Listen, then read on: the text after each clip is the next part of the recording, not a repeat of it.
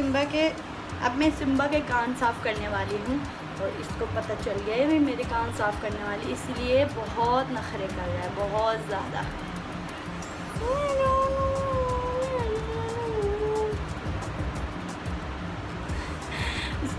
इसको जब गुस्सा आता है ना, ये ऐसे ही करता है। इसका मुंह देखें ज़रा।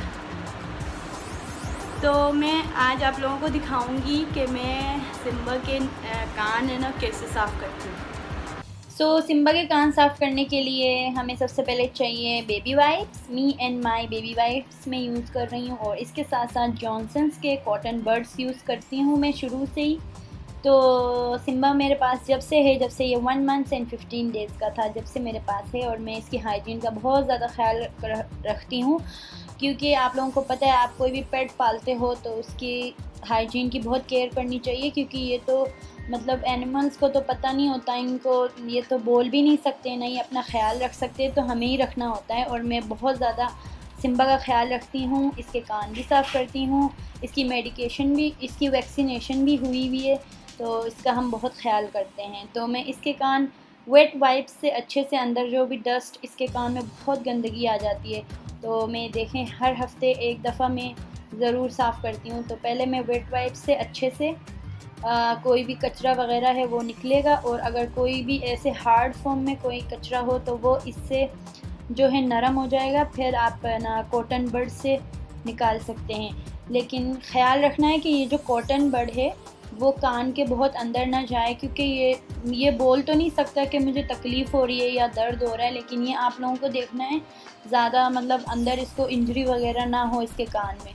तो वैसे जब इसके कान साफ़ करो तो ये कुछ करता तो नहीं है, बस हिलता जुलता रहता है, दुम हिलाता रहता है, इसको गुस्सा आ रहा होता है, क्योंकि ज़ाहिर है इसकी हमारे कान भी हमारे वो सेंसिटिव पार्ट्स होते हैं कान के अंदर। हम अगर अपने कान में भी कॉटन बड ज़ोर से डालते हैं तो हमें भी तकलीफ़ होती है, इसीलिए मैं आराम आराम से इसके कान साफ़ करती हूँ।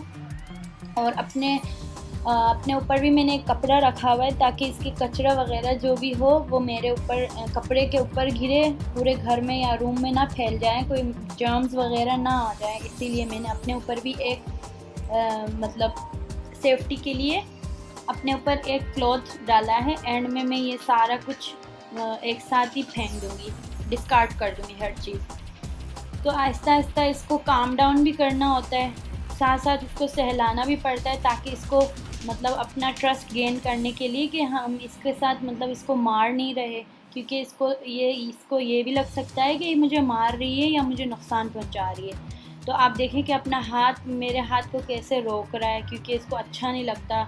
इसके मतलब आंखें साफ़ करो, आँखों के पास भी जो इसके टीयरी आइज़ होते हैं किड्स के, तो इनकी आइज़ के जो हैं वहाँ पर भी बहुत सारा कुछ बन जाता है। जैसे जब हम सुबह उठते हैं तो जैसे हमारी आइज़ होती है वैसी किड्स की भी आइज़ होती है, तो इनकी हाइजीन का बहुत ख्याल करना पड़ता है। इसका फेस में बेबी वाइप्स से अच्छे से मैं पोंछती हूँ, इसकी नोज़ क्लीन करती हूँ वेट वाइप से, और इसके आइज़ और इसके साथ माउथ भी इसकी क्लीन करती हूँ। और आज है संडे, और आप देखें सुबह तो नहीं, दोपहर के 1 बज रहे, और मौसम आज बहुत अच्छा लग रहा है और बहुत अच्छा हो रहा है, मज़े का हो रहा है। तो चलें, इस अच्छे मौसम में हलवा पूरी खाना तो बनता ही है। तो आज हम नाश्ता कर रहे हैं हलवा और पूरी और छोले का सालन, और ये मेरा फेवरेट ब्रेकफास्ट है। तो आज हम नाश्ता कर रहे हैं मज़े का हलवा पूरी।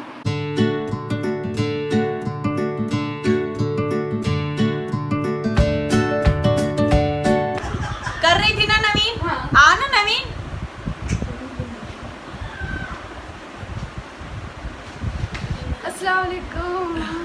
वालेकुम सलाम।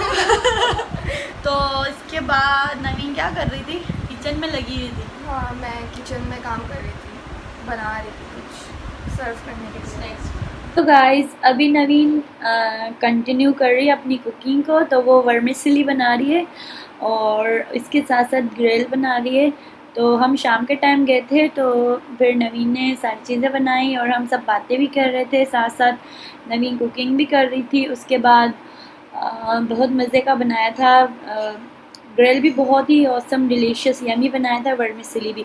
तो नवीन की कुकिंग स्किल्स बहुत अच्छे हैं। तो उसके अलावा हम लोगों ने सारी चीज़ें बहुत अच्छे से खाई, बहुत इंजॉय किया, बहुत मज़ा आया। शाम के टाइम गए थे तो उसके बाद फिर हमने खाना वाना खा लिया था। उसके बाद हम अपने घर गए थे दोबारा, और फिर घर में रिलेटिव्स भी आए थे तो फिर हम रिलेटिव्स के साथ ही थे।